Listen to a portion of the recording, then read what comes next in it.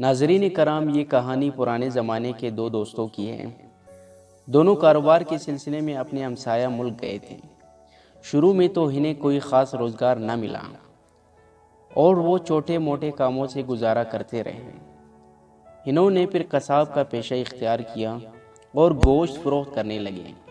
کچھ مدت کے بعد جب ان کے پاس خاص رقم ملی تو انہوں نے وطن واپسی کا فیصلہ کیا۔ انہوں نے اپنی ساری کمائی ایک تھیلی میں ڈالی اور واپسی کی راہ لی۔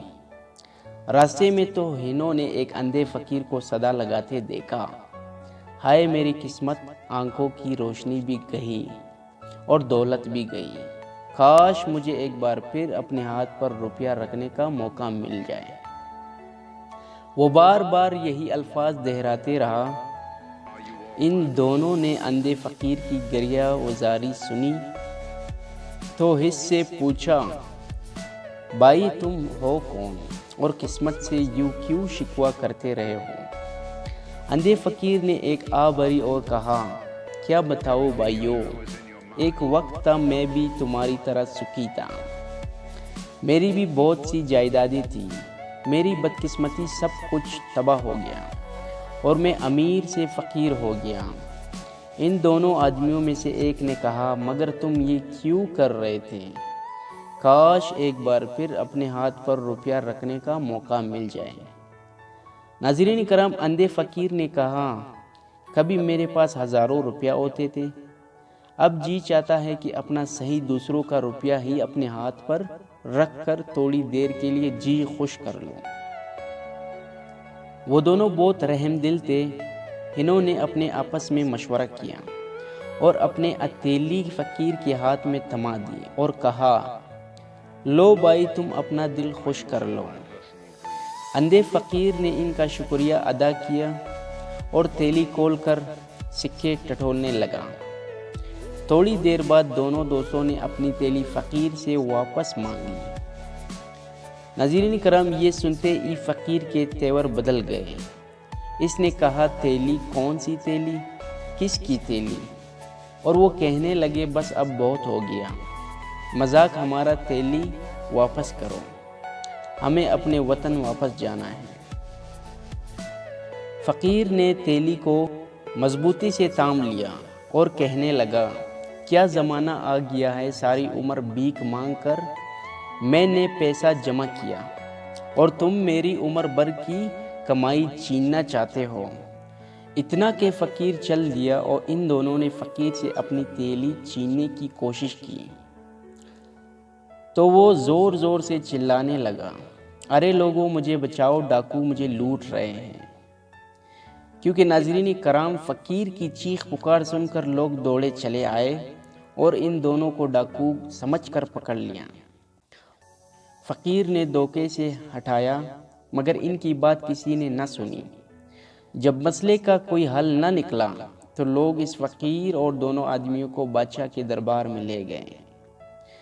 ناظرین کرام، بادشاہ بہت عقل مند تھا۔ اس نے پہلے فقیر اور پھر دونوں آدمیوں کی کہانی سنی۔ کچھ دیر غور کرنے کے بعد ایک بڑی سی کڑھائی منگوائی اور حکم دیا کہ اس کڑھائی میں پانی ڈال کر گرم کیا جائے۔ دونوں آدمی بادشاہ کا حکم سن کر ڈر گئے۔ ان کا خیال تھا کہ بادشاہ انہیں کھولتے ہوئے پانی میں ڈال کر مار دے گا۔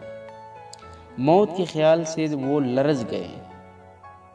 بادشاہ کی سخت گہری اور انصاف پسندی بہت مشہور تھی۔ کڑھائی میں پانی ابلنے لگا۔ بادشاہ نے حکم دیا، تھیلی کھول کر سارے سکے پانی میں ڈال دو۔ بادشاہ کے حکم کی تعمیل کی گئی اور سارے سکے پانی میں ڈال دیے گئے۔ بادشاہ نے سب کو کڑھائی سے دور ہٹا کر جانے کا حکم دیا اور خود کڑھائی کے پاس جا کر پانی کی سطح کو غور سے دیکھنے لگا۔ تھوڑی دیر بعد بادشاہ واپس اپنے تخت پر جا بیٹھا۔ ناظرین کرام، اس کے بعد اس نے حکم دیا، کڑھائی کا پانی گرا دیا جائے، روپے ان دونوں کے حوالے کر دیے جائیں۔ فقیر چھوٹا ہے، اسے قید میں ڈال دیا جائے۔ بادشاہ کا فیصلہ سن کر دونوں آدمیوں کے دل میں خوشی کی لہر دوڑ گئی۔ شاہی فیصلے کے مطابق انہیں ان کا روپیہ واپس مل گیا۔ دونوں بادشاہ کو دعائیں دیتے رخصت ہو گئے۔ فقیر کو قید خانے میں ڈال دیا گیا۔ دربار میں موجود ہر شخص حیران تھا کہ بادشاہ کو ان آدمیوں کی سچائی اور فقیر کا جھوٹ کیسے پتہ چلا۔ لوگ یہ بات جاننے کے لیے بے چین تھے، کیونکہ ان لوگوں کے دل میں یہ جاننا تھا کہ یہ کیسا ماجرا ہے اور کیا ہوا ہے، تاکہ ہمیں پتہ چلے۔ آخر قاضی نے ہمت کر کے پوچھا تو بادشاہ نے کہا ہم نے گرم پانی کی سطح پر گوشت کی چکنائی دیکھ کر اندازہ لگایا تھا کہ یہ روپیہ ان دونوں نے گوشت فروخت کر کے کمایا ہے۔ بادشاہ کی بات سن کر دربار میں موجود ہر شخص بادشاہ کی دانائی اور انصاف پسندی پر اش کر اٹھا۔